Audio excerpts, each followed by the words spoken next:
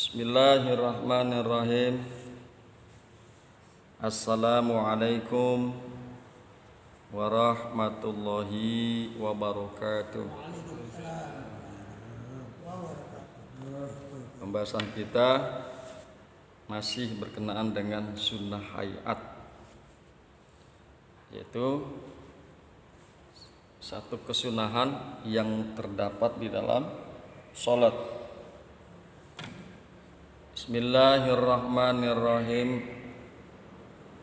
Wa hay'atuha khamsata asyara khoslatan. Dan sunnah-sunnah hayat sholat ada 15 macam. Rab'ul yadaini inda takbiratil ihram.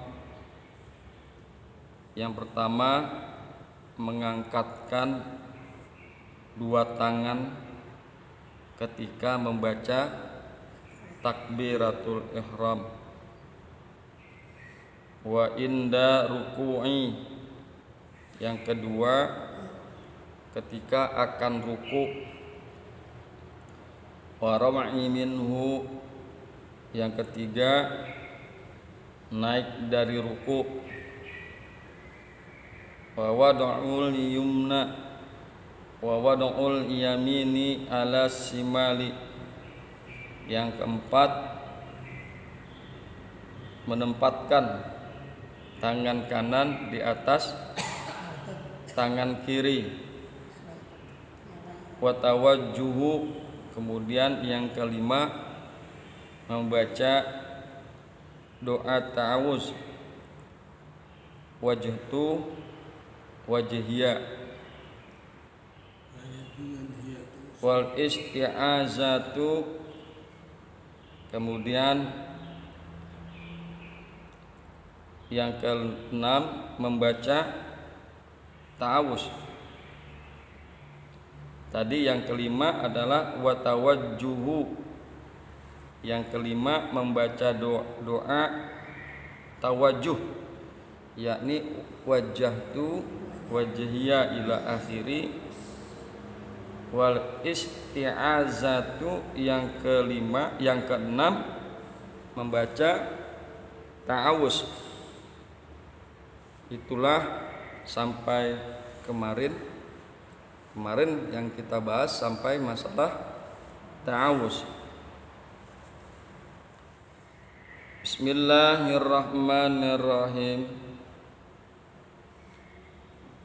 Kemudian di dalam kitabnya diterangkan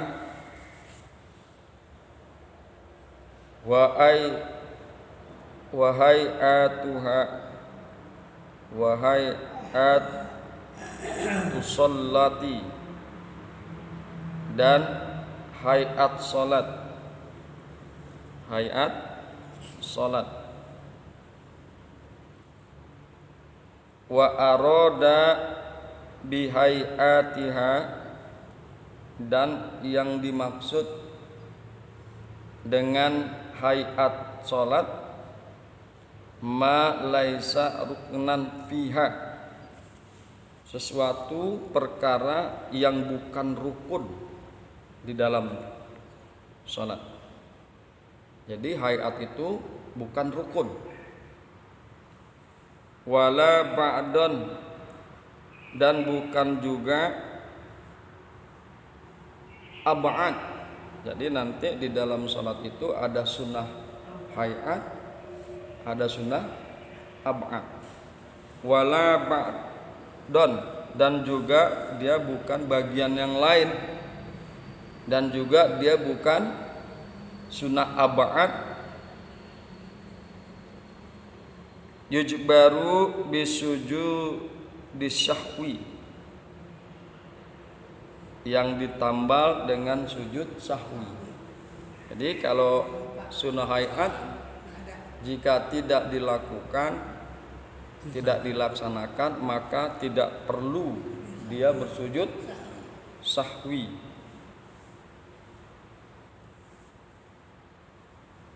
Khamsu asrota khoslatan, Sunnah hayat ini di dalam sholat ada 15 macam. Khamsu asrota khoslatan. Ada 15 macam sunnah hayat. Rab'ul yadaini inda takbiratil ihram. Mengangkat kedua tangan ketika takbiratul ihram. Yang pertama adalah mengangkat kedua tangan ketika takbiratul ihram. Kemudian ila hazwi mankibaihi, sampai dua pundaknya, ya, dua pundak. Jadi mengangkat kedua tangan ketika takbiratul ihram sampai kedua pundak. Wa rab'ul yadaini, kemudian sunnah hayat yang berikutnya adalah mengangkat kedua tangan indar ruku'i, ketika ruku', wa inda rob'i minhu, dan ketika bangun daripada ruku, tangannya itu diangkat, ya. Wa wad'ul yamina, kemudian yang berikutnya adalah wa wad'ul yamina alas simali,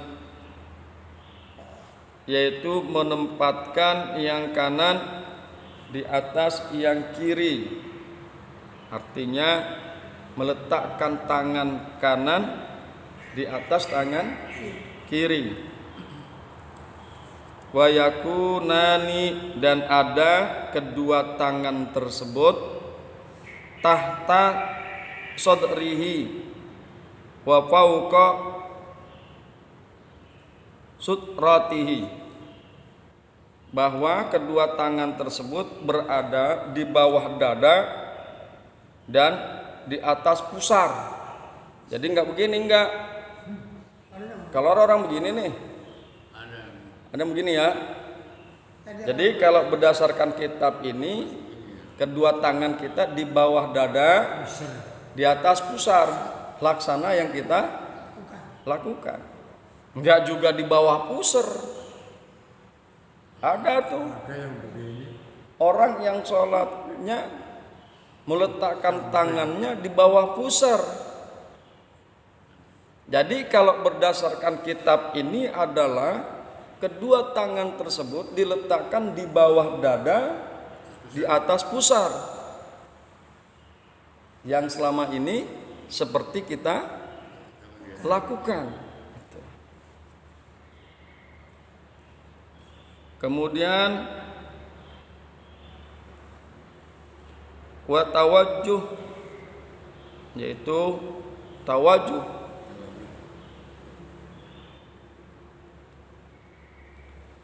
ay qaulul musalli akibat taharrumi, yaitu perkataan orang yang sholat setelah takbiratul ihram.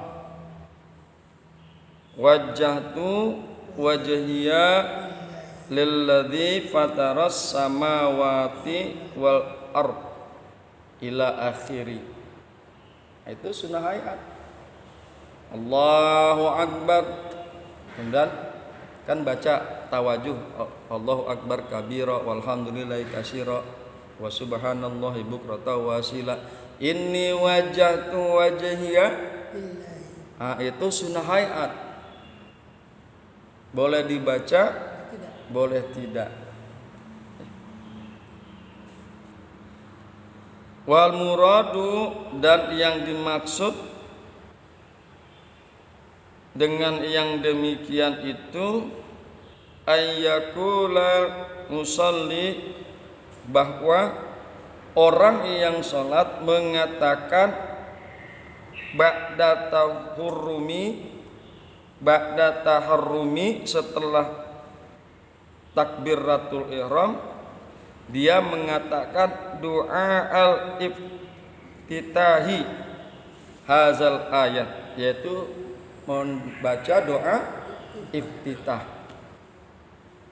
Yang maksud dengan yang demikian ini adalah itu ya, biasa kita baca sunnah hayat. Kalau ditinggalkan juga nggak perlu sujud sahwi.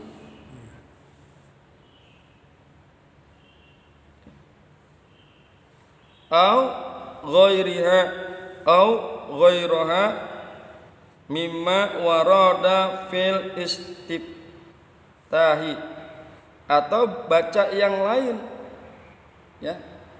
Katakan bukan wajah tu wajahiyya lillazi fataros samawati wal ard, bukan baca yang itu. Dia membaca yang lain dari apa-apa yang telah warid di dalam doa istiftah.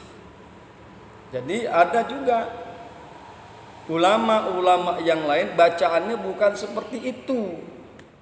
Bukan wajah tu wajahiyya, bukan. Silakan. Makanya di dalam kitab dikemukakan au ghairaha, atau yang selain daripada wajah tu wajahiyya mimma warada fil istiftahi, dari apa-apa dari perkara-perkara yang telah warid, yang telah disebutkan oleh beberapa ulama berkenaan dengan doa istiftah. Wal isti'azatu ba'da tawajjuhu. Kemudian isti'azah ini adalah sunnah hayat setelah doa tawajjuh, setelah doa iftitah. Wa tahsulu bikulli lafzin, dan hasil dengan berbagai macam lafaz, dengan semua lafaz, yastamilu yang meliputi alat ta'awuz, atas ta'awuz. Wal afdalu, dan yang paling utama, a'udzu billahi minasyaitonir rajim. Itu yang paling utama. Boleh juga baca yang lain ya, dengan ta'awuz, dengan bukan a'udzu billahi minasyaitonir rajim, silakan. Tapi yang lebih afdal adalah dengan menggunakan a'udzu billahi minasyaitonir rajim. Boleh. Tapi di sini memang sekali lagi tidak populer. Itulah yang kemarin dalilnya kita sudah bahas. Kemudian marilah kita bahas dalil daripada sunnah hayat yang berikutnya. Sunnah hayat yang berikutnya adalah wajahru fi maudihi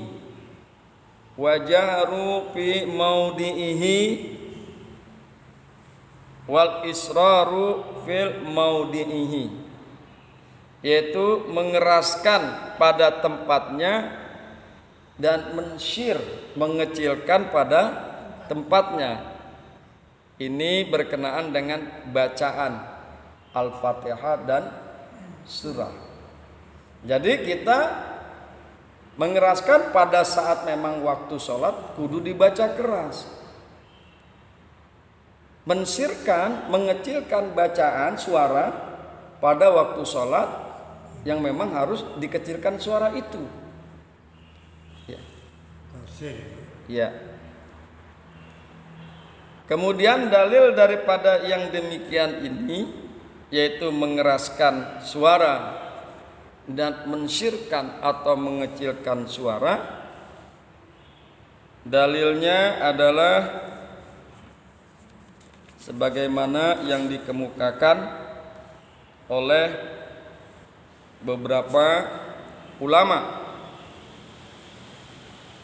Membaca Fatihah dan surah pada sholat subuh dan 2 rakaat pertama sholat maghrib dan isya, Jumat, 2 sholat id, sholat gerhana bulan, sholat istiqa, sholat taraweh, witir Ramadan, 2 rakaat tawaf yang dilakukan di malam hari dan waktu subuh. Itulah bacaan-bacaan yang memang harus dikeraskan suaranya, baik Al-Fatihah maupun surahnya. Ya, seperti yang umumnya kita lakukan. Baca subuh, sholat subuh, 2 rakaat maghrib yang pertama, 2 rakaat yang pertama daripada isya, Jumat dan lain sebagainya. Itu adalah tempat-tempat yang memang Al-Fatihah dan surah dibaca harus jahar. Ya, dibacanya jahar. Untuk sholat mutlak pada malam hari bacaan Fatihah dan surah dilakukan antara keras dan pelan. Jam 12 malam bacanya kencang-kencang banget. Bismillahirrahmanirrahim. Tangga pada denger. Jadi dibacanya pertengahan. Salat mutlak malam. Untuk salat mutlak pada malam hari bacaan Fatihah dan surah dilakukan antara keras dan pelan, yang sedang-sedang saja.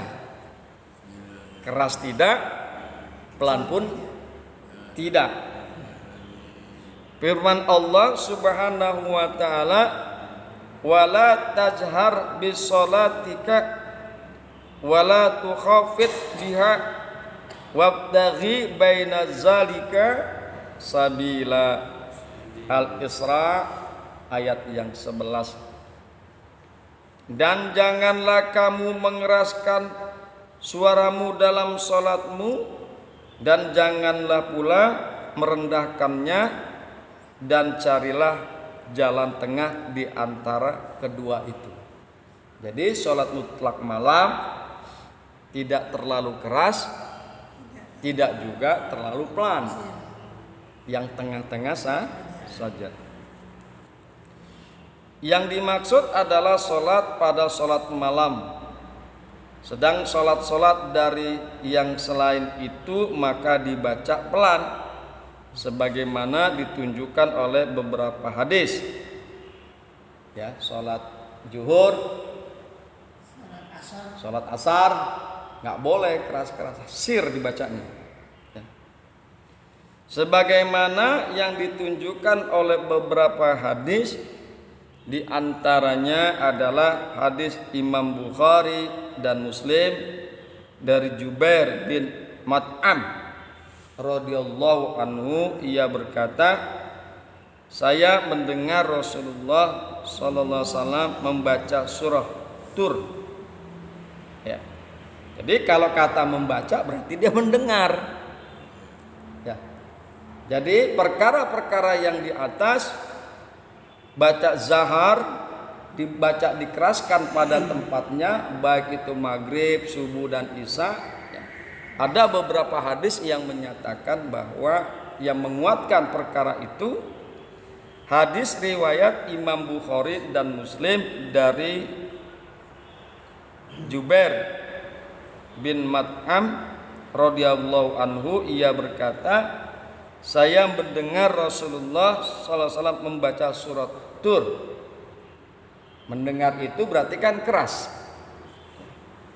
Kemudian yang kedua, hadis riwayat Imam Bukhari dan Muslim dari Al-Bara radhiyallahu anhu, ia berkata, saya mendengar Rasulullah sallallahu alaihi wasallam membaca wattini wazzaituni wa turi sinina ila akhiri, yaitu surat At-Tin dalam salat Isya. Ya. Mendengar Rasulullah membaca surat At-Tin. Mendengar itu berarti keras, jahar, didengar sih oleh orang lain. Jadi dibacanya yang demikian itu wattini wazaitun pada waktu sholat isya. Dan saya belum pernah mendengar seorang pun yang suaranya atau bacaannya lebih bagus daripada beliau sallallahu alaihi wasallam. Kemudian hadis riwayat Imam Bukhari dan Muslim dari hadis Ibnu Abbas radhiyallahu anhu tentang datangnya jin dalam mendengarkan bacaan Al-Quran dari Nabi sallallahu alaihi wasallam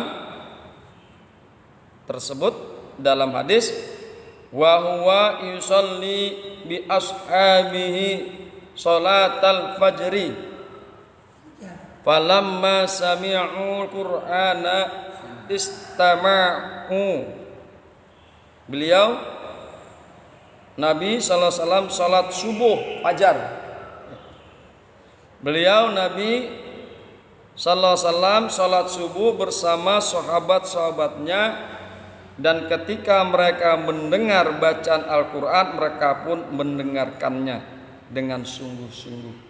Ketika jin itu mendengar Kanjeng Nabi membaca Al-Qur'an, mereka pun mendengarkannya dengan sungguh-sungguh. Kejadian itu yaitu pada waktu sholat fajar, pada waktu sholat subuh.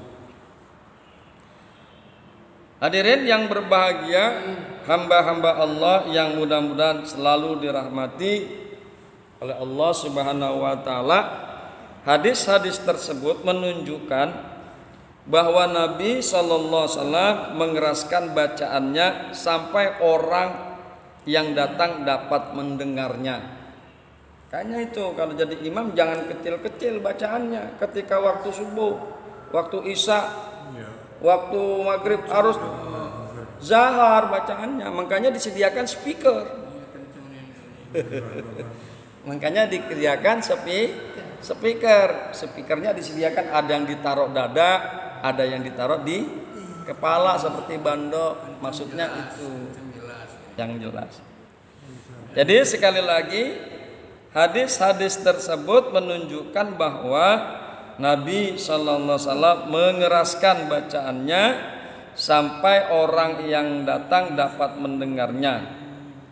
Sedang yang menunjukkan bahwa selain yang tersebut dibaca pelan adalah hadis riwayat Imam Bukhari dari Habab radhiyallahu anhu ketika ia ditanya seseorang, apakah Rasulullah SAW membaca Al-Fatihah dalam sholat zuhur dan sholat asar? Ia menjawab, ya. Kami semua menanyakan, dari mana kalian mengetahui yang demikian itu? Ia menjawab, dari gerak jenggot beliau. Jadi sholat asar dan zuhur kan memang sir, tidak zahar.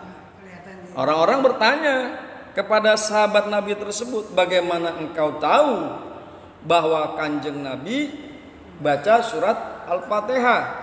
Dijawab oleh sahabat, dia mengetahui dari gerak jenggot, turun naiknya jenggot. Ya. Jadi dan juga kita bisa lihat, makanya kalau ada orang orang yang tunarungu ya, dia tuh bisa bicara karena melihat gerakan bibir. Beda kan? Artinya ketika dia baca Al-Fatihah, gerakan bibir pun akan berbeda dengan membaca surat selain Al-Fatihah. Dan itu mempengaruhi gerakan janggut. Gitu. Jadi ketika ditanya seperti itu, dari mana engkau mengetahui bahwa beliau membaca Al-Fatihah? Sahabat Nabi mengatakan, aku melihatnya dari gerakan janggut Kanjeng Nabi Muhammad sallallahu alaihi wasallam. Kemudian Imam Bukhari dan Muslim juga meriwayatkan dari Abu Hurairah radhiyallahu anhu, ia berkata, di semua sholat ada membaca Fatihah, dan apa yang Rasulullah SAW memperdengarkan kepada kami dengan membaca keras, maka kami memperdengarkan kepada kalian dengan membaca keras pula. Dan apabila beliau menyamarkan kepada kami bacaan Al-Fatihah dengan membaca pelan, maka kami pun menyamarkan pembacaan pelan kepada kalian. Dan tidak ada sebuah riwayat pun dari sahabat-sahabat radhiyallahu anhum yang mengatakan mengeraskan bacaan di selain tempat-tempat tersebut. Jadi sahabat-sahabat itu menjadi contoh yang nyata. Ketika misalnya Kanjeng Nabi sudah tidak ada, maka para sahabat membacanya Al-Fatihah itu dan surah sebagaimana Kanjeng Nabi baca. Ketika Kanjeng Nabi membaca keras, maka sahabat juga membaca keras kepada yang lain. Ketika Kanjeng Nabi membaca pelan, maka para sahabat pun membaca pelan kepada yang lain. Hadirin yang berbahagia, hamba Allah yang mudah-mudahan selalu dirahmati oleh Allah Subhanahu wa taala. Itulah kajian kita pada pagi hari ini, mudah-mudahan bermanfaat dan mudah-mudahan kita termasuk orang-orang yang dipilih oleh Allah untuk selalu duduk bersama dalam taklim muta'alim. Demikian. Assalamualaikum warahmatullahi wabarakatuh.